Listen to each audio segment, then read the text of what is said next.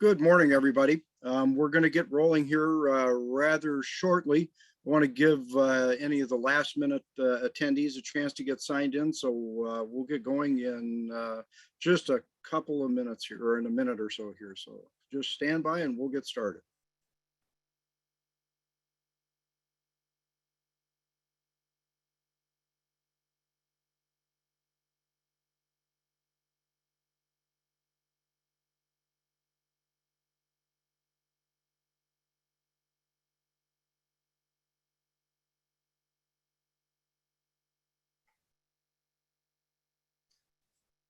Well, good morning, everybody. Welcome to today's webinar, Masking: What You Don't Know May Cost You Your Job and Your State Millions. And no, we are not talking about anything related to COVID, as you will find today, but something that is just as important for those of us that work in the traffic safety arena. This webinar is part of Minnesota's 2021 TZD webinar series. My name is Mike Hansen. I'm one of the Minnesota TZD co-chairs, and I currently have the privilege of serving as the director for the Department of Public Safety's Office of Traffic Safety. I have a few thank yous before we get going. I want to take a moment to thank and extend our gratitude to all the individuals who helped put this TZD webinar series together. All of the session organizers, the e-leaders, the speakers, the moderators, and all the folks behind the scenes that have helped us to put together what I think is a really robust, interesting, and timely series of webinars. While we all think and agree that we would rather meet in person, the realities of the pandemic have once again required us to do the webinar series, but I think you'll find that they're enjoyable. I'd also like to thank the agencies and the supporters that make this webinar series possible. The Minnesota Department of Health, the Minnesota Department of Public Safety, the Minnesota Department of Transportation, and our partners at the National Highway Traffic Safety Administration. This is a great team to be part of, and we are driving Minnesota towards zero deaths. We also have a number of corporate sponsors that I'd like to acknowledge, recognize, and thank. We have Bolton and Menk, AAA Iowa, Minnesota, the Auto Club Group, HDR, Highway Federal Credit Union, and the Minnesota Prevention Alliance. Thank you to our sponsors. We really appreciate all of your help, and your contributions make this series possible. Before we start the official webinar topic today, the TZD program is excited to recognize our TZD Award recipient. Today, we are recognizing the 2021 Engineering Star Award recipient, Diane Langenbach. This award was given to Diane in recognizing of her efforts to reduce severe crashes at expressway intersections in Scott and Carver counties. As the South Area Engineer for MnDOT's Metro District, Diane served as the project manager for the installation of a reduced conflict intersection in Cologne, which was one of the first in the state and remains one of MnDOT's most impactful spot location safety projects. Diane's communication with the community, local officials, and other stakeholders was critical for helping them understand the safety benefits as well as the trade-offs of the project and for moving it forward. Diane, in the early part of my career, I served as a trooper in the Scott and Carver County area, and I know the intersection very, very well. And I could not be more thrilled with the results that have taken place because of your work on this. So I'd like to offer my congratulations and ask you, would you like to say a few words? Sure. Thank you very much, Mike. I'm very happy to be with you this morning. I would just like to thank Will Stein, the FHWA safety engineer who nominated me for this award. It's been such a privilege to be out on the front lines with Will and other safety engineers, state patrol officers, and emergency responders to implement these reduced conflict intersections. I was just at a public meeting last night for an upcoming RCI project, and I was reminded of how important it is to explain not only what we are doing, but why we are doing it. And I really like to use that Cologne intersection as a prime example. We had 6 fatalities at that intersection in the 10 years prior to 2012 when we constructed that RCI. And I'm very happy to say that we haven't had a single fatal or serious crash since that intersection went in. We all do this rewarding work because we care about keeping people safe on our roadways, and getting an award for this is really an honor. So thank you, Minnesota TZD. I really appreciate being recognized for this important work. Thanks. Thanks again, Diane, and congratulations on a very well-deserved recognition. And we wish you nothing but great success in your future endeavors. RCIs really are proving to be beneficial from the safety standpoint, and I really like the outreach and the education part of it. Now I'm going to turn it over to today's moderator, Bill Holmes, who serves as one of our law enforcement liaisons. And I think everybody is in for a real treat today. If you haven't seen Jim Camp present, you will be very impressed, as I have been in watching his presentations. Bill, I'm going to hand it off to you. Take it right away for today's presentation. Thank you, Mike. As Mike said, I am Bill Holmes. I'm the Metro Law Enforcement Liaison from the Office of Traffic Safety, Department of Public Safety. And I want to begin by saying thanks or congratulations again to Diane on her great work, very well deserved. Today, for those of you who just joined us, I want to say welcome to today's webinar. I think you're going to truly enjoy it. As Mike said, it's masking what you don't know may cost you your job and your state millions. And we have a fantastic speaker today. But before we begin, we got a few household items we got to take care of real quick. If you have a question for our speaker, please put it in the Q&A box at the bottom of your screen. Please don't put it in the chat box, put it in the Q&A box. And if you're having problems, you can also ask for technical help through that Q&A box. And we're going to get to these questions at the end of the conclusion of Jim's presentation. And if there is a question that needs immediate attention, we will interject at an appropriate time for that question. The TZD webinar series is proud to offer continuing education credits. These listed credits are available for the webinar. And to find the forms, just please go to the Masking Webinar webpage. For law enforcement, for the post credits, they're also available. Please read the important announcement from the post board. Whether you are watching this webinar live or recorded, please watch the webinar in its entirety and follow the instructions on the TZD website. The link to the web page can be found in the chat box. The University of Minnesota will submit your completed affidavit of attendance report to the post board for you. Now on to today's presenter. Masking what you don't know may cost you your job and your state millions. Our speaker today is Jim Camp. We actually met Jim several years ago at the Lifesaver Conference in Tennessee, and we decided we needed to bring him back to Minnesota. Jim Camp is a senior attorney with the National Law Center, focusing on CDL related topics. He's a nationally recognized authority on traffic safety, trial advocacy, law enforcement, and prosecution issues. He is in demand as a motivational and subject matter expert speaker. Jim has served as an electric district attorney in Wisconsin for 16 plus years, go Gophers, and assistant district attorney general and traffic resource prosecutor for 9 years in Tennessee, and has more than 33 years experience as a trial lawyer. He has extensive experience in traffic safety, impaired driving, vehicular homicide, child abuse and neglect, drug delivery, and domestic violence prosecutions.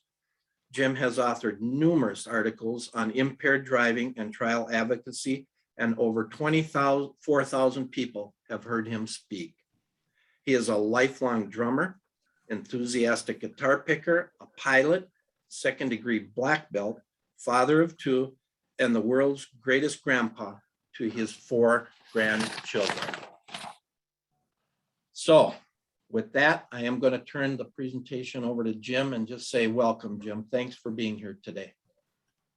Thank you, Bill. It's my pleasure. It's always great to be working with you and working with Mike, and to be speaking with my good friends in Minnesota, because I have a lot of contacts there. And I am a Midwesterner and always will be a Midwesterner. So thank you very much for having me here.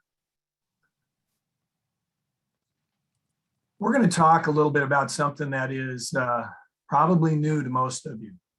And from my experience in teaching this nationally, I've discovered that about 5% or maybe less of law enforcement and prosecutors and judges and clerks know about masking. But I'm here thanks to the financial support and sponsorship from the Federal Motor Carrier Safety Administration, whose mission is holding the drivers who operate the largest vehicles capable of creating the greatest potential danger accountable for their bad driving behaviors. And the National Traffic Law Center, which is part of the National District Attorneys Association, which I am part of, partners with the FMCSA and NHTSA in many traffic safety related issues. But this particular one where we partner with the FMCSA is something that I think needs great help because no one knows about it. And because it's related to commercial driver's license issues, it has a tendency to turn people away. Most law enforcement officers, most prosecutors don't want to hear about CDLs because they think either one, it's a small part of their practice, two, it doesn't really involve them, three, there's just not much they can do with it, four, it's a dangerous stop if you're a law enforcement officer, and a lot of law enforcement officers may avoid it for that purpose, but it is critical. It's critical to the life-saving job that all of us have. It's critical to the life-saving mission that all of us endeavor to fulfill. And the slide that you see right now, the one driver, one license, one record, is the mantra, really, of the Federal Motor Carrier Safety Administration, particularly when it comes to masking. And it's simply that no person who operates a commercial motor vehicle shall at any time have more than one driver's license. And the reason that that's important is because prior to the Commercial Motor Vehicle Act of 1986, there were no uniform standards for the operation of commercial motor vehicles. Drivers weren't required to have any CDL knowledge or testing to operate a commercial motor vehicle. Also, these drivers were permitted to have multiple commercial driver's licenses from a variety of states. And you can imagine the effect of that, because as a result, often unqualified and dangerous drivers remained on our road. They'd lose their license in one state, they'd still have a license in 2 or 3 other states. They'd continue to drive across the country, and people were losing their lives as a result of that. In addition, any commercial driver could be issued a CDL if that person's driver's license was already suspended or revoked, which seems ludicrous today, but was common practice back in the 80s. Once Congress passed the CMVSA, it changed all that. And for the first time, a driver was required to have only one CDL issued from their state of domicile. And that's one driver, one license, one record. The act also prohibited masking, something we're going to define in just a second, and instituted sanctions for drivers convicted of certain violations. And this revolutionized the CMV industry.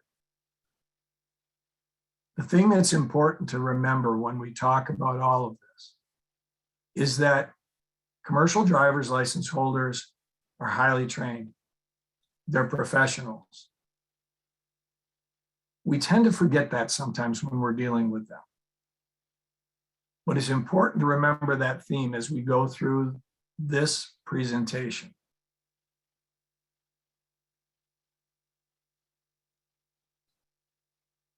Now, when we talk about masking, this is a basic definition. A disposition that prevents the violation or the conviction from being reported on the commercial driver's license or commercial learner's permit, CLP, holder's driving record. Now, those of you that are prosecutors out there, you're sitting back and you're saying, well, I've done that. Do that all the time. Certainly, we engage in that kind of practice many times in pre-trials because we have dockets to clear. Law enforcement officers, you exercise your discretion out on the highway. Judges, they influence and approve these types of agreements from the bench. Well, in addition to that general definition, we have a Black's Law Dictionary definition. And that's that it's the practice or an instance of a defendant's agreeing by plea bargain to plead guilty to a less serious offense than the one originally charged, as by pleading guilty to parking on the curb when one has been charged with speeding in a school bus. Once again, that's something we've done. But I want you as prosecutors, those of you that are prosecutors out there, before we move on to something even more important to remember, is to think about this.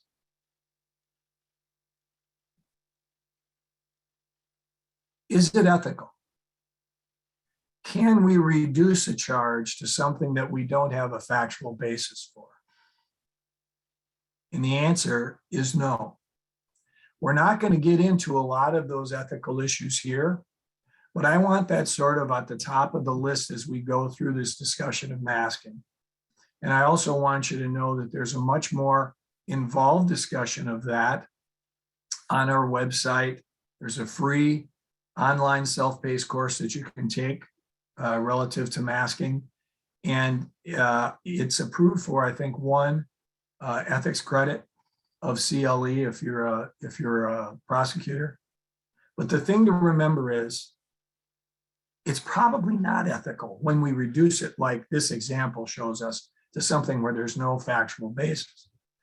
But any reduction, deferral, dismissal, diversion is inappropriate under the masking statute. And there's a consequence. There are several consequences. The first, and probably the one that's really going to get your attention, is this one. Under 49 CFR 384-401, if someone engages in masking in the state, in other words, a state official,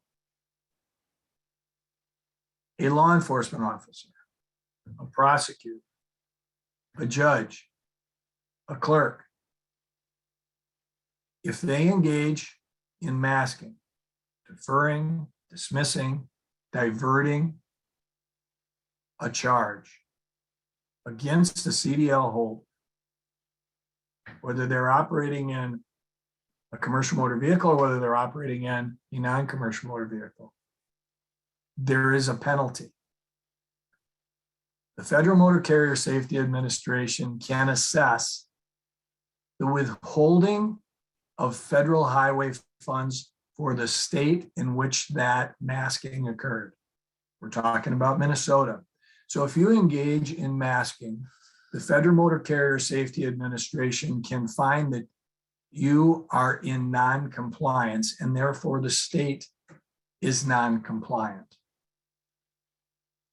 And that leads to up to 4% of federal aid highway funds being taken away from the state of Minnesota for the first year that masking occurs. And if it continues for another or subsequent year, up to 8% per year after the second year and subsequent years of compliance. Now let that sink in for a second. And let this sink in. I took a look at your DOT website, and it is one of the coolest websites I've ever seen. That introductory webpage is very cool and very easy to navigate.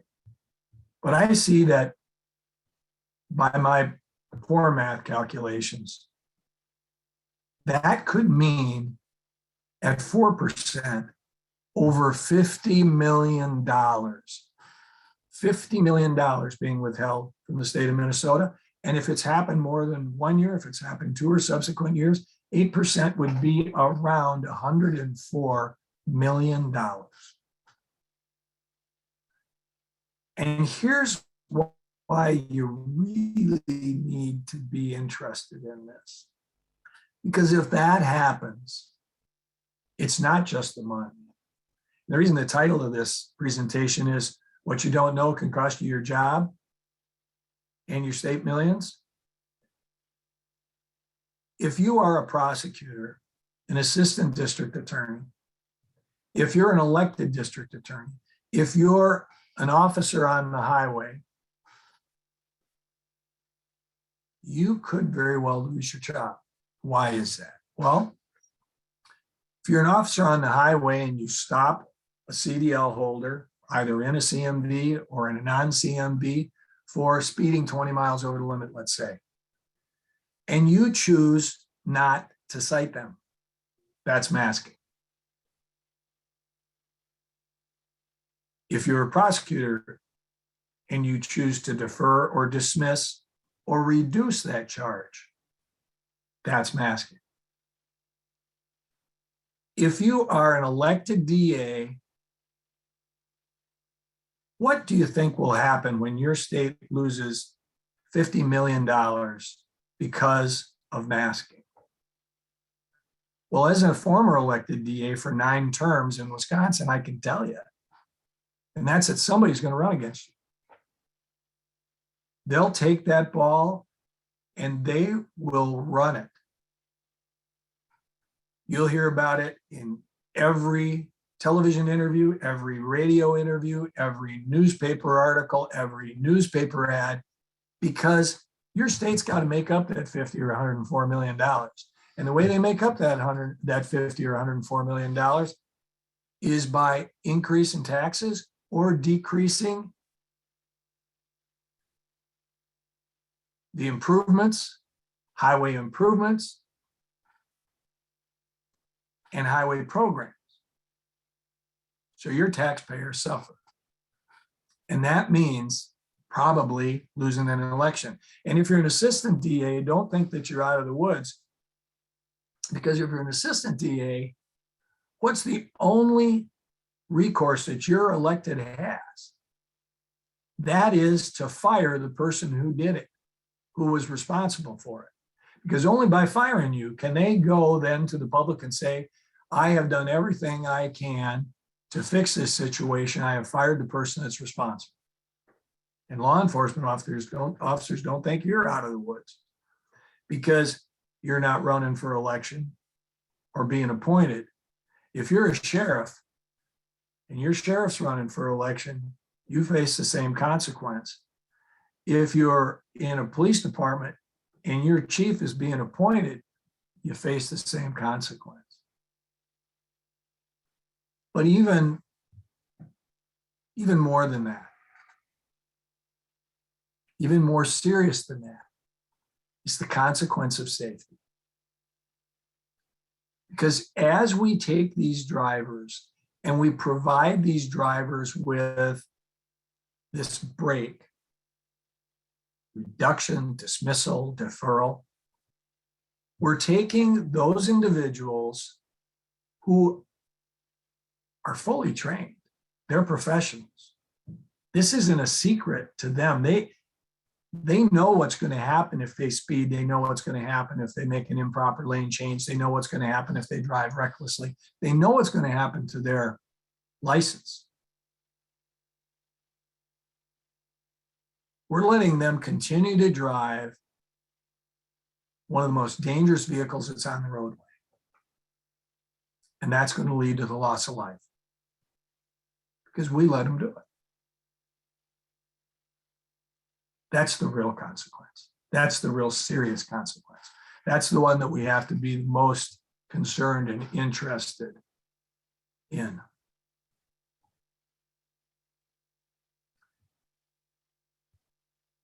So the statistics show that CMV crashes are much more likely to be deadly. Large trucks can weigh 20 to 30 times as much as a passenger vehicle. They've got greater ground clearance, so it's much easier for lower vehicles to slide underneath the trailer with tragic consequences. Large trucks and buses are roughly 4% of the vehicles on the road. They're involved in 19.2% of crashes, according to the Pocket Guide for Large Truck and Bus Facts from 2018. It can take the length of 2 football fields for a large truck to stop that's going 65 miles an hour. 2 football fields. And think about this. A fully loaded tractor trailer weighs 80,000 pounds. The inertia or the kinetic energy of that fully loaded tractor trailer traveling at 12 miles an hour is equal to the kinetic energy or inertia of a passenger sedan weighing 3,200 pounds traveling at 60. So if you think of a crash involving a vehicle, a sedan traveling 60, and if any of you have ever seen it, if you've ever been to a reconstruction class where they've crashed the vehicles and you see the force and devastation, if you've gone to the scene of a crash, by the way, if it's a fatal or serious bodily injury crash, if you're a prosecutor, you should be going, if you're handling those cases. If you've seen that devastation, think about that at 12 miles an hour with a big rig. That means that even fender benders are more likely to be deadly. That's the reason why these drivers, these professional drivers, are held to a higher standard and need to be held to a higher standard because they know the rules, they know the consequences, they know the safety consequences of violating the rules of the road. And they do it anyway.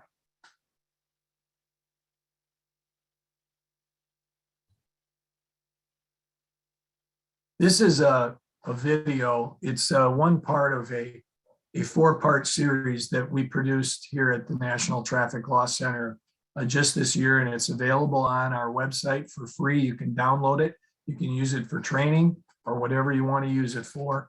But this gives you an example of a highway stop for you law enforcement officers and some tips that go along with it. We also have one video that's the courtroom negotiation, what happens there realistically.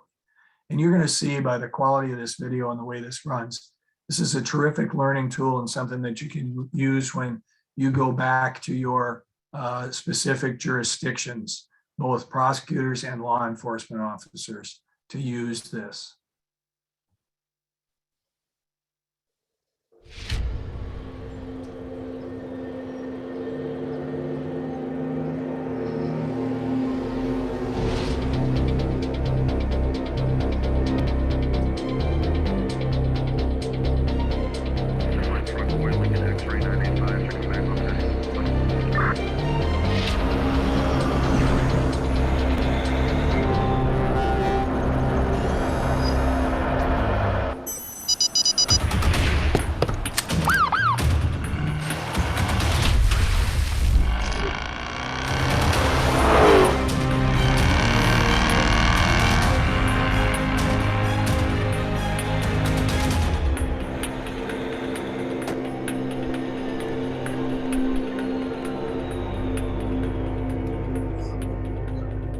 Police officers cannot be reluctant to stop commercial motor vehicles. Officers should treat commercial vehicles like a big car. If you see a traffic violation, stop the commercial motor vehicle and conduct the investigation. Remember, truck drivers are a special class of operator that have extensive training. They understand the consequences to their commercial driving privileges when they violate the rules of the road. Commercial drivers should be held to a higher standard. When a tractor trailer speeds, the consequences can be deadly, so it's important to stop them when you observe the violation. don't forget, the size and destructive power of an 80,000-pound tractor trailer when traveling at 12 miles per hour is the same kinetic energy as a 3,200-pound passenger car traveling at 60 miles per hour. Trucks traveling at 65 miles per hour will take up to 2 football fields to stop, and the distance only increases in rain, snow, or ice. Be aware that they will need to find a safe place to stop on level ground. If you notice any spills, leaks, or unusual odors coming from the vehicle, it may be wise to call a certified CMV inspector to have a close look at the vehicle. Pay attention to any signage indicating hazardous materials on board. As you approach the vehicle, keep an eye on the suspect's mirrors to observe what's happening inside the cab. Approach the vehicle from the passenger side to provide protection from the passing traffic. Sir, Trooper Dameron with the state police. When I pulled you over, as you were doing 71 and 55. Hey, I was speeding. Yes, sir. Needs your operator's license, proof of insurance, and registration. Yes, sir. I'm running just a little behind. I'll slow it down. Okay, where are you coming from? Denver. Denver. When did you leave Denver, sir? I had a drop over there and I loaded, and now I'm headed back to Nicholasville. I got a drop there this morning. Okay. I've noticed your eyes are kind of bloodshot and red, and there's a pill bottle here. Y'all need any type of prescription medication? Well, that's just my prescription that my doctor wrote me. I take Ritalin. Okay. Well, I need you to step out of the vehicle and meet me at the front of your truck. When you step out, be sure to watch for traffic and be safe.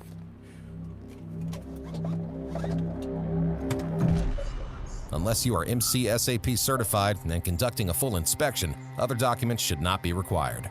The FMCSA has established a 0.04% as the blood alcohol concentration level at or above which a CDL commercial motor vehicle operator is deemed to be driving under the influence of alcohol and subject to the disqualification sanctions and the federal regulations. A CDL driver of a commercial motor vehicle will be pulled from service with any level of alcohol in their system, or if they've used alcohol within 4 hours prior to driving a CMV. If you are not trained to conduct impaired driving investigations, call an officer with that training. If you are trained in impaired driving investigation, treat the investigation just like the driver of a big car. Okay, sir. Now what I need you to do, I need you to just have a seat in your truck and wait, and I'll be right back with you in a moment with your citation. Is there any way I can get a warning? I could lose my job. Got kids. The officer should not let potential driver sympathy influence the decision to issue citations. Issuing the appropriate citation is the first critical step to ensuring driver accountability. Not issuing a citation or issuing a citation for a lesser charge permits the driver to avoid a conviction that would otherwise be posted on their driving record. By not issuing the citation, the next time a driver gets pulled over for a violation, it will appear that this is the first time the driver has committed that violation and created that danger on the highway. This allows a driver to avoid the consequences and potentially continue to drive dangerously on the roads. In commercial motor vehicle cases, officers should issue the citation for all violations whenever probable cause exists for the offenses. Officers should run the driving history on the driver and verify the registration of the owner. Confirm that the CDL or commercial learner's permit is current and issued to this particular driver. On every citation written to this driver, be certain to check the boxes indicating this is a CDL holder and record the state of issuance of the CDL. Be sure to indicate the type of motor vehicle on every citation. If a commercial motor vehicle is being driven by a non-CDL holder, the officer should list the type of vehicle being operated on every citation issued.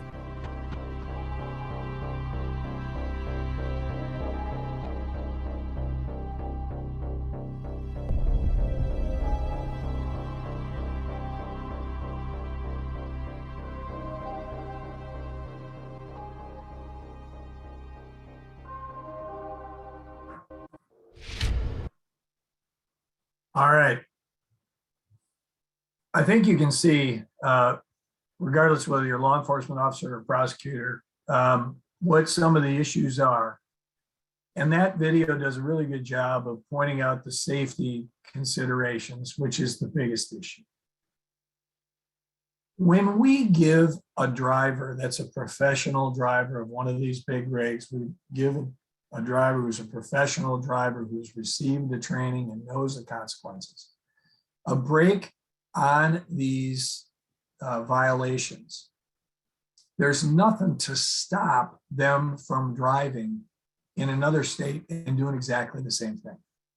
Let me give you an example. About a month and a half ago, I taught masking to about 225 judges in the state of South Carolina.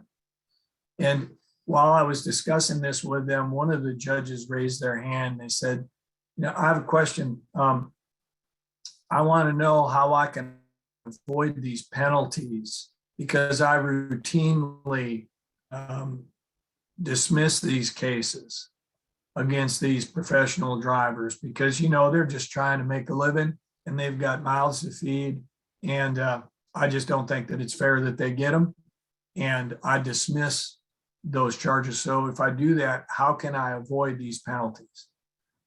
And I said, well, first of all, unless you have a constitutional problem, unless you have a procedural problem, unless you have a fact-based problem, you can't dismiss them and avoid the penalties. But if you do have one of those issues, you really want to lay a foundation, both orally on the record and in writing. But I said, what happens when you do that? You've got somebody that's speeding 20 miles over the speed limit and you dismiss it. You defer it and then you dismiss it. And then next month, they're driving in Georgia. And in Georgia, they do the same thing. And the prosecutor and or the judge does the same thing. And then they're driving in Louisiana next month, and they do the same thing. And then they're driving in California the next month, and they do the same thing, only this time, when they're coming down the highway doing 20 miles over the speed limit, there's a string of cars in front of them that are stopped, and the driver can't stop fast enough. So they run their truck right into the back of those cars, and they kill about 4 or 5 people. 2 of them burned to death. One of them is a little baby. What happens then? And of course, that's exactly what the risk is. I'm just going to show a real brief clip here of an example of that risk. When you look at this video, you'll see the white tractor trailer that's got the HON on the trailer. Behind that, you'll see a white pickup truck pulling a trailer. And then far behind that, you'll see a semi-tractor trailer with a red tractor cab. Watch the red tractor cab as it approaches the pickup truck. New video giving us better insight into a deadly crash that shut down I-75 for hours in Henry County. State Senator Emmanuel Jones owns nearby Legacy Ford. The dealership's security camera captured a pickup truck slowing down behind a semi yesterday because of traffic ahead. Then another semi comes down the road, still going very fast when it hits the pickup. 4 people were killed in that pickup, and it is horrible to look at that video. A Lawrence County teen told our sister station in Macon that his father is one of the victims. He says his dad, Jose Ibarra Yanez, owns a pine straw company and regularly hauls loads to Atlanta. That's the destructive power. That truck driver, the white pickup truck driver, was doing everything right. The semi driver in front of him was doing everything right. Semi driver had slowed down because of traffic on the highway. Pickup truck driver had slowed down a safe distance behind that semi tractor trailer. But the guy behind him was speeding and not paying attention. And as a result, all those men in that white pickup truck died. Of course, the driver of the tractor trailer did. Because statistics show that when crashes occur between commercial motor vehicles and non-commercial motor vehicles, 97% of the time, the fatality, if it's a fatal crash, the fatality is in the non-commercial motor vehicle. That's why we hold them to a higher standard. The American Trucking Transportation Research Institute, through its research arm, the ATRI, conducted a crash prediction study to discover whether certain violations or convictions could predict the likelihood of a future crash for CDL holders. And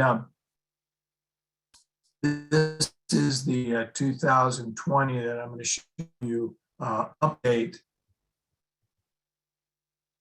It shows the top 10 citations issued: speeding, no seatbelt, failure to obey traffic device, using a handheld phone or texting, improper lane change, improper passing, following too closely, drugs and alcohol, inattentive, failed to yield right away.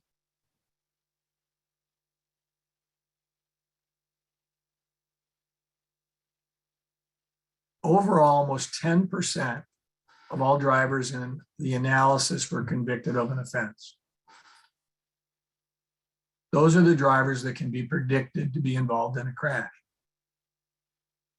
Now, why is that important? It's important because over 90% were not convicted of an offense. So the bad drivers are less than 10% statistically than the good professional drivers, which make up about 90% of the drivers. They're not getting these citations. They're not speeding. They're not driving distracted. They're not driving impaired. It's the 10% that are dangerous.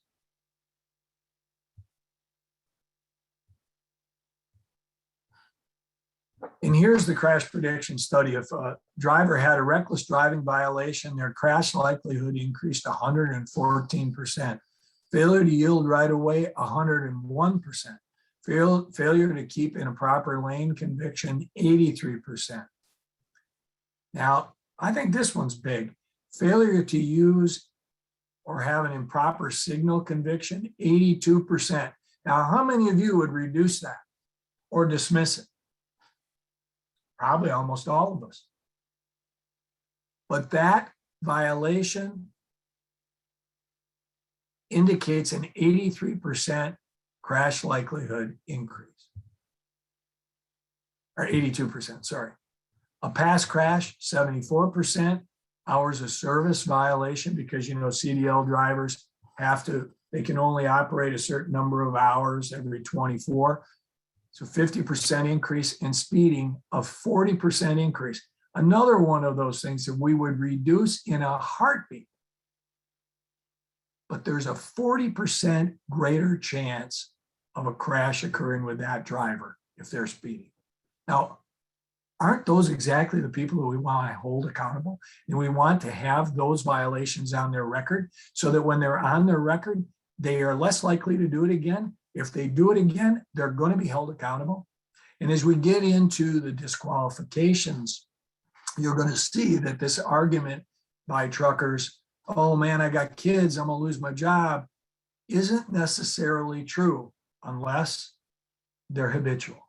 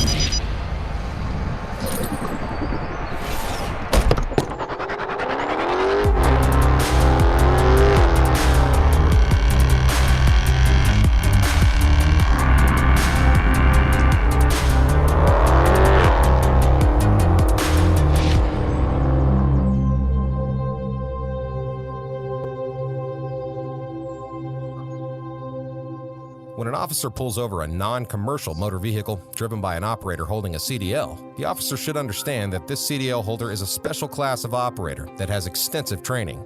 The Driver understands the consequences to their commercial driving privileges when they violate the rules of the road. Commercial drivers should be held to a higher standard.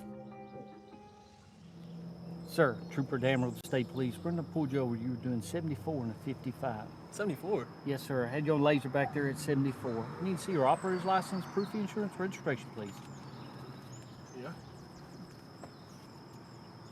So you have a CDL, sir.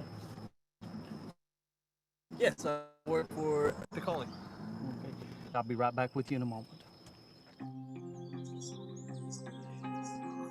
Just like with commercial motor vehicles, officers should run the driving history on the driver and verify the registration of the owner. Confirm that the CDL is current and issued to this particular driver. When filling out the citation, be certain to check the box indicating that this is a CDL holder on every citation written to this driver, along with the state of issue. Be sure to indicate the type of motor vehicle on every citation.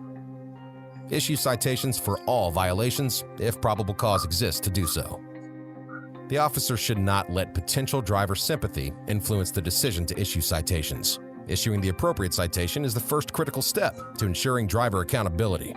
Not issuing a citation or issuing a citation for a lesser charge permits the driver to avoid a conviction that would otherwise be posted on their driving record. Sir, here's your information bag. Issue the citation for the speeding.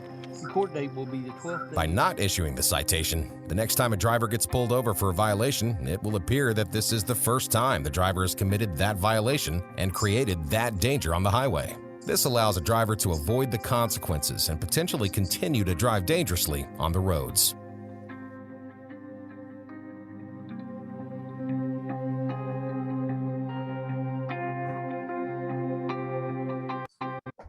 So really valuable message. And that is one that's ignored most of the time.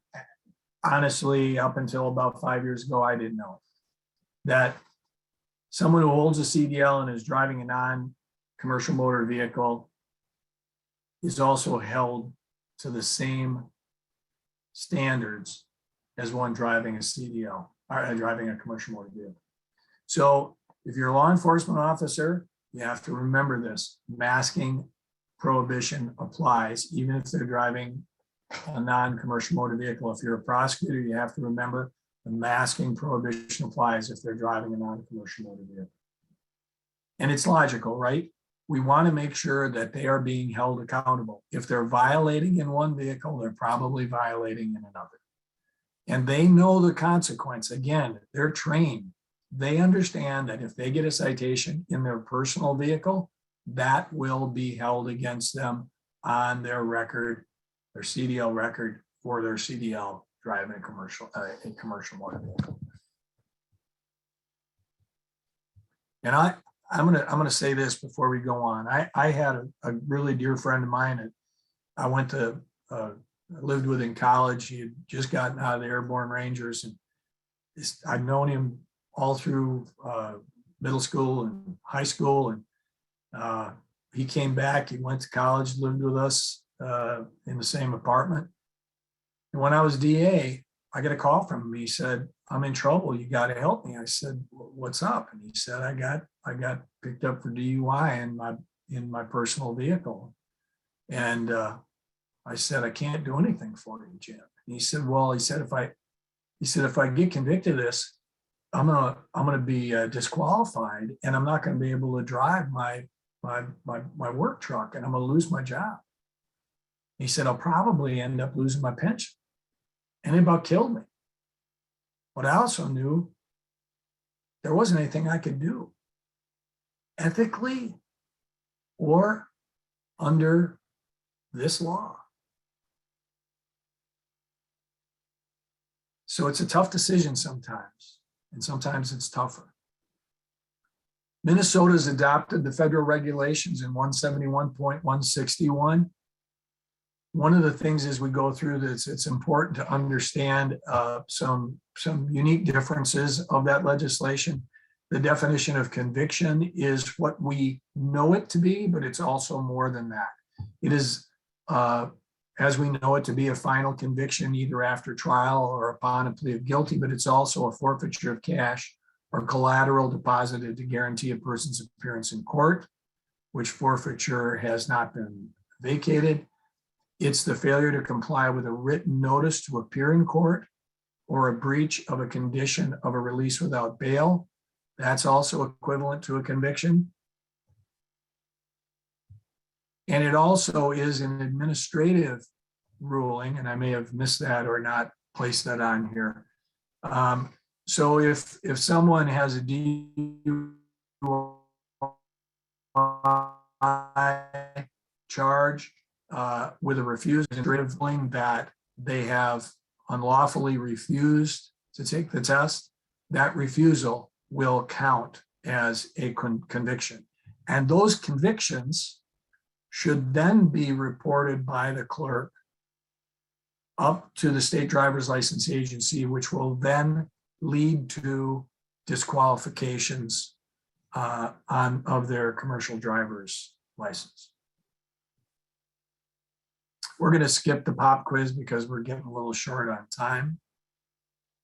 Felony convictions, not only traffic violations committed with a CMV or by a CDL holder in a non-CMV have CDL ramifications. Fleeing and eluding, that has a CDL ramification that can lead to disqualification. So if you have one of these cases or you know of one in your office, it's critical that the charging documents, the information or the indictment state that this person holds a CDL and that that CDL may be influenced by this conviction. Here's one. Your drug interdiction team is out on I-94 and they stop this car and they ask the questions that they typically ask. Do you have any guns, drugs, knives, weapons of mass destruction in your car? The answer is no. Well, then you don't care if we search, do you? And for some reason, they always say yes. You search the back of the vehicle and you find all this pot. This also leads to a disqualification, specifically using the vehicle in the commission of a felony involving manufacturing, distributing, or dispensing a controlled substance leads to a lifetime disqualification with an eligibility for reinstatement at 10 years. So it's again important that we place those in the charging documents so that they're put on notice and that gets up to the state driver's license agency once there's a conviction. Human trafficking in a commercial motor vehicle, not in a non-commercial motor vehicle, but in a commercial motor vehicle. Someone engages in human trafficking in a commercial motor vehicle, that leads to a lifetime disqualification with no opportunity to reinstate. In this case, New York State Police stopped a truck for inspection, for a commercial motor vehicle inspection. Once they stopped it, they developed probable cause to search the interior of the cab. When they searched the interior of the cab, they found 4 semi-automatic rifles, 4 semi-automatic handguns, 3 of which were loaded, 13 high-capacity magazines, 3 of which were charged, and a lot of other ammunition of various calibers.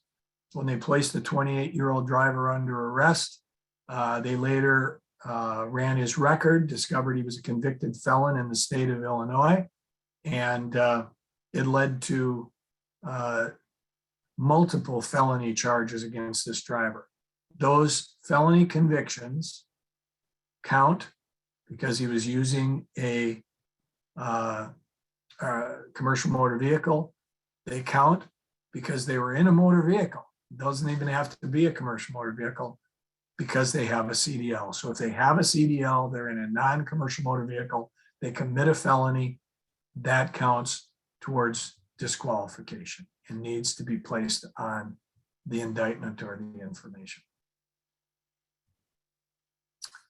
So Minnesota's prohibition against masking is found in 171.163.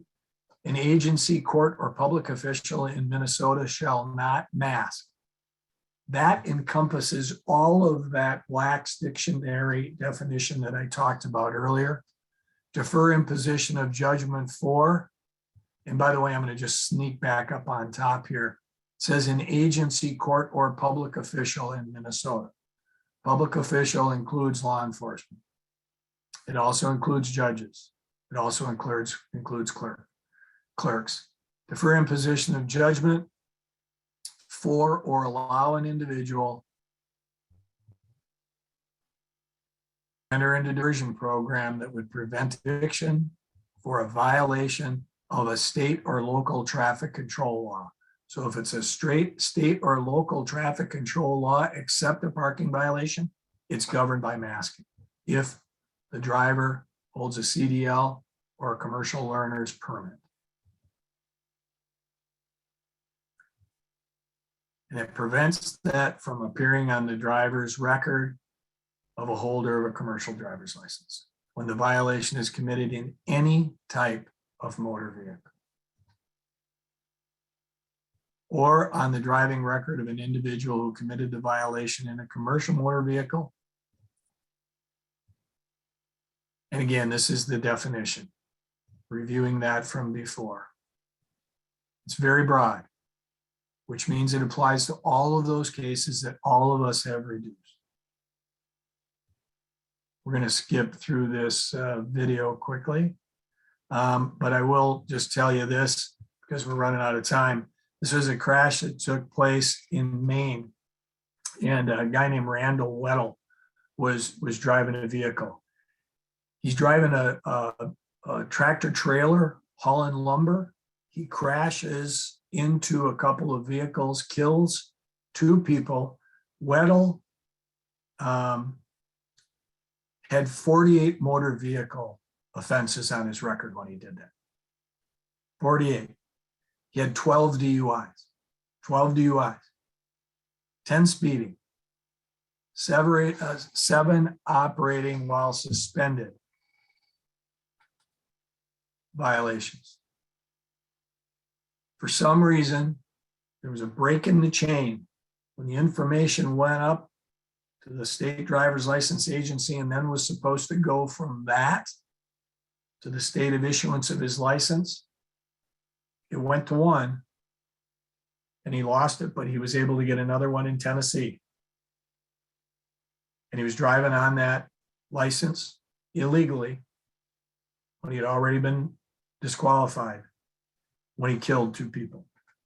So every link in the chain has to work.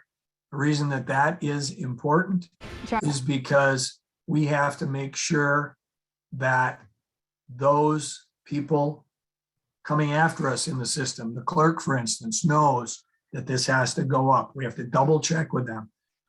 You got that this person's got a CDL, right? You have that on the record. You know that's got to go up within 10 days to the state driver's license agency. Here's just a couple of real quick scenarios. We're not even going to do quizzes on them. The prosecutor says your client has a CDL and is charged with traveling 75 miles an hour in a 55 mile an hour zone in their personal vehicle. I'll reduce the speed to 69 miles per hour in a 55 mile an hour zone. Is that masking? Is that masking? The answer is yes. It takes a 20 mile an hour speed and reduces it to 14 miles an hour. That constitutes masking under its definition. It's also important to note that tickets for 15 miles an hour or more over the limit will result in a federal disqualification. We'll see that in just a second. This prosecutor says your client has a CDL and is charged with DUI in their personal vehicle. I'll reduce it to reckless driving. That also is masking. That also is masking. Even though they're driving in their personal vehicle, because they have a CDL, it still counts. This prosecutor is going to reduce reckless driving 70 miles an hour in a 45 mile an hour work zone to parking on pavement if they attend traffic school. That is masking, and it's probably an unethical reduction. The judge sees that the CDL holder is charged with speeding in a CMV and suggests to the prosecutor that she dismiss the ticket because the CDL holder seems like a nice guy. That is also masking because the judge is a state official. if the prosecutor follows that recommendation by the judge, it's certainly masking. And a police officer pulls over a driver for speeding in a non-CMV vehicle. Instead of issuing a speeding ticket, the officer issues a warning because the driver is a CDL. Masking, clearly masking, because that person is not being held accountable.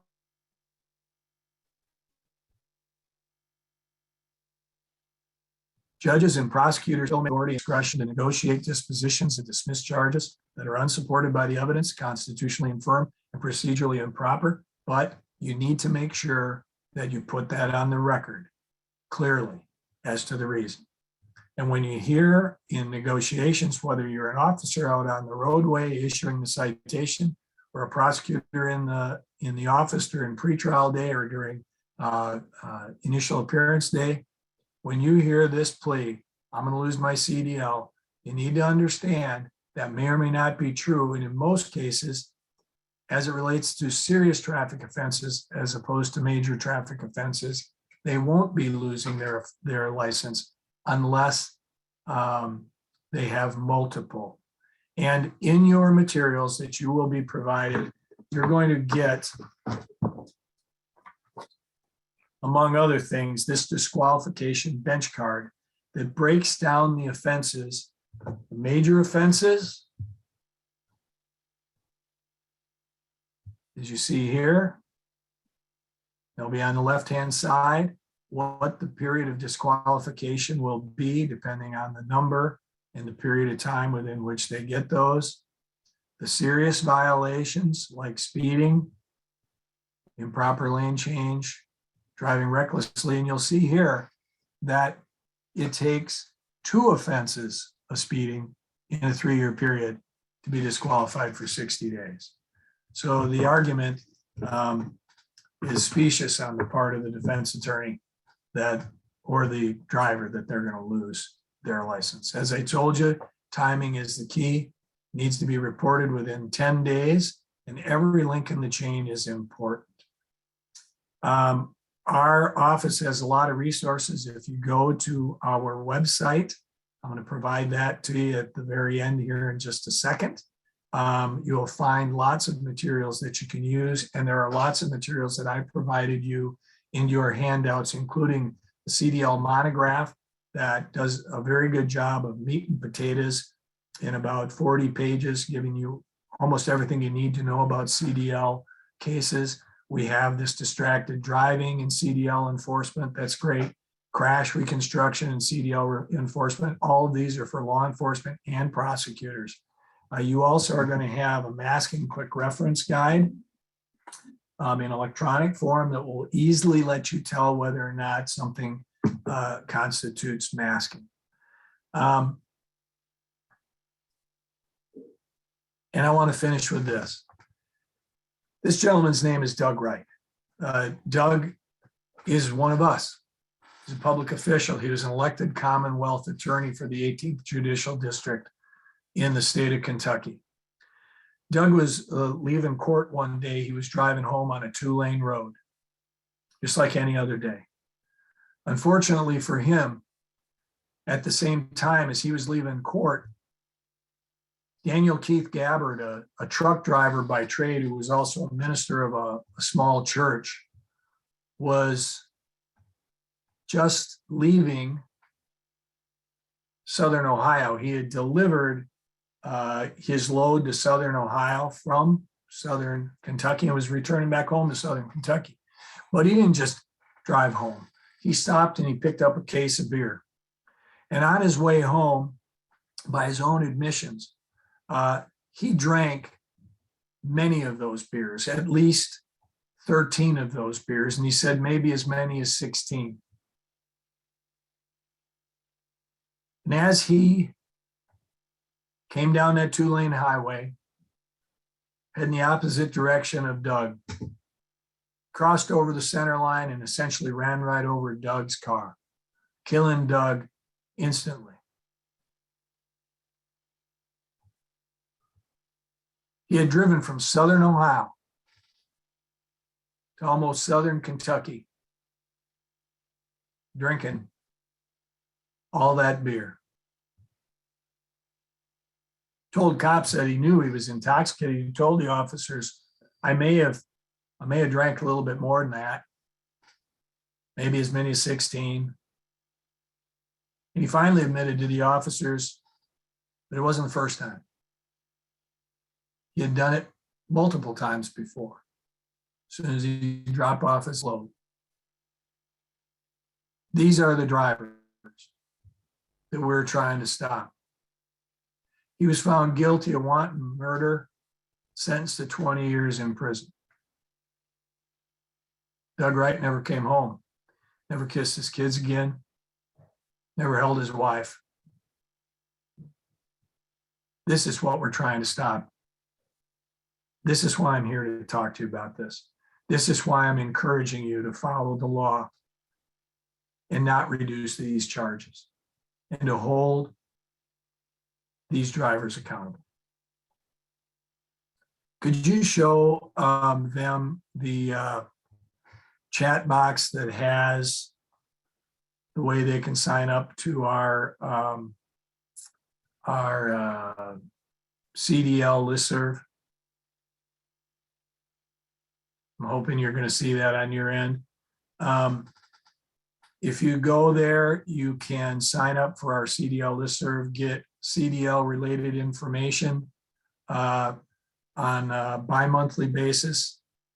Sometimes we do it 4 times a month, but it'll be very, very relevant information. And then if you'd also put up the information for them to sign up for our Between the Lines newsletter. You get the Between the Lines newsletter every month. It has all kinds of traffic safety information, and both of these are for law enforcement and prosecutors. And I really encourage you to sign up because they're really, really valuable. If you don't get it, you can contact me at this number or at that email. Email's better because you won't miss me to sign up. You can also go to our website, which is on the right side on the bottom, to sign up and to see all of the material that we have, not only for CDLs, but also for traffic safety and trial advocacy and all the programs that we have that you can take advantage of for free. So I'm really, really grateful that you've had me here. I appreciate you listening. And I want you to know that I really do believe that all of us in this business do God's work. And it's by doing it the right way, by doing the right thing to the right people for the right reasons, by understanding the mission of saving lives, by doing everything that we can do to accomplish that mission, that we do that work. And I'm proud to be working with professionals like all of you I know are. And I'm always here. If you have a question, email me, call me. I'll be happy to help you with any of these questions and these issues as you run into them. You call me 5 times a week. I don't care. That's what I'm here for. And with that, I am going to end the slideshow. And I am available to answer any questions that you have. All right. Thank you, Jim. As soon as Jim ends his slideshow, we'll get back on track here. There we go. Sorry about that. All right. Can everybody see my screen with the question or with the QR code? Not sure I have it up or not. Not yet, Bill. We just have the meeting screen up right now. Okay. I'm not sure where I got lost here. Sorry, everybody. Here we go.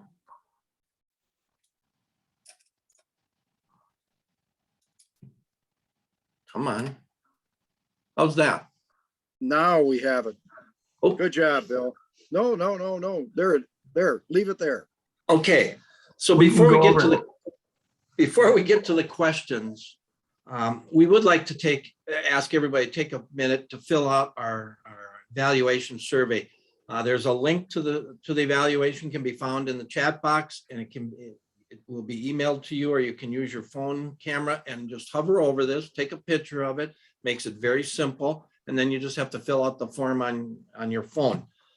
The TZD leadership team does read the results from these surveys and uses this information for future events. So thanks for filling out. They really are important. I'm gonna leave that up for a little bit. We have had a few questions come in. The first one that I saw is, how frequently have these sanctions withholding of federal funds occurred since the law was passed? Are there some prominent examples, Jim?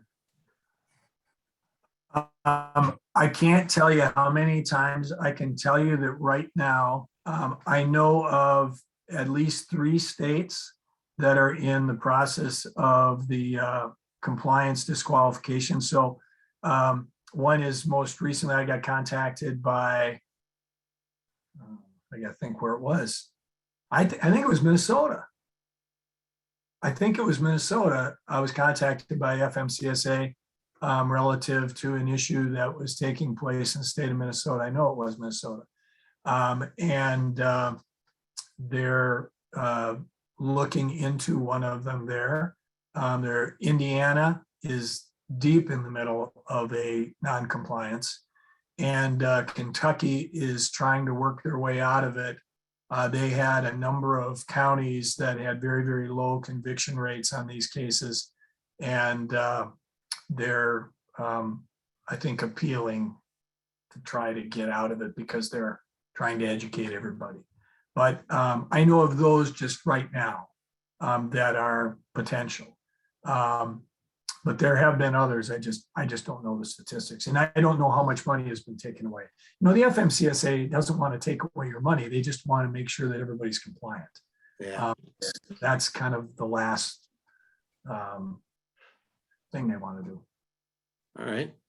The next question, Jim, was, do you have any statistics that include the number of fatal crashes involved with semis where this passenger vehicle was at fault? For a comparison, the writer of this said she often sees motor vehicles out passing and cutting off a semi, which doesn't leave them enough room to get stopped. That's actually an interesting point, because that can be true. I don't know the statistics. We could probably find them. I just don't have them quick at hand. Most of the truck and bus statistics relate directly to the truck and bus. But that is an issue. If someone pulls right in front of the semi can't see the car in front of it because the engine's so high. And that would not be a case where it's the truck driver's fault. It would certainly be the fault of the passenger car driver. But I'm sure there are those cases. I just don't know what the numbers are. All right. Another question. I know some truck drivers try to increase the hours of service so they can get to the destination faster. Some truck drivers drive 16 to 18 hours a day. Do you often hold them accountable for bad behavior as well? And how often do they get caught? I think truck drivers now went to electronic logbooks, didn't they? That's right. That's exactly right. So unless there's some really creative computer whiz sidestepping it, they're almost all being caught if they're violating. There are fewer violations because of that new electronic procedure. Okay. Let's see here. You mentioned that administrative revocations count as convictions. Once the driver has an implied consent revocation on their record, can the associated criminal DUI charge then be reduced without it being considered masking? Read that to me one more time, Bill. Sorry, I was That's okay. lost it. The administrative revocations count as convictions. Right. Once the driver has had an implied consent revocation on their record, can the associated criminal DUI charge then be reduced without it being considered masking? No, it would still be masking because you'd still be dismissing or reducing that charge. There's still going to be a disqualification, but it would still constitute masking. Okay. So One last question. We're really running short on time here. How is masking policed? Are there federal investigators or through whistleblowers? How does that work, Jim? That's a good question. There are whistleblowers that it can happen that way. FMCSA offices, when it's drawn to their attention they will then usually institute an investigation, and they will see. Indiana is one of those cases where they had so many complaints. Law enforcement usually brings a lot of the complaints. And when they brought those complaints, they began the investigations in those counties. And that's how that usually comes about. All right. Well, we're at the end here. We're out of time. Jim, I want to say thank you for being here today. It's always great to have you on board. You've been a terrific partner with us here in Minnesota. So thank you. And thank you to everybody who's out there listening today. And have a great day. And with that, I think we are done. Jim, on Always my- behalf of TZD leadership, thank you. And thank everybody again for taking the time to join us today.